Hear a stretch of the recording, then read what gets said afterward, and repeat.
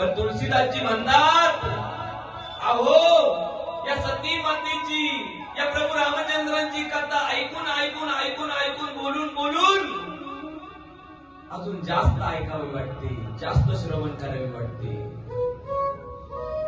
अशी गोड शिव महापुराणात आलेली आणि प्रभू रामचंद्रांच्या रामचरित मानस मध्ये गोस्वामी तुलसीदासजी वर्णन केलेली कथा म्हणजे सती माता चरित्र कथा. गोस्वामी तुलसीदासजी वंदन करतात, वर्णन करतात. एक बार त्रेता जुग माई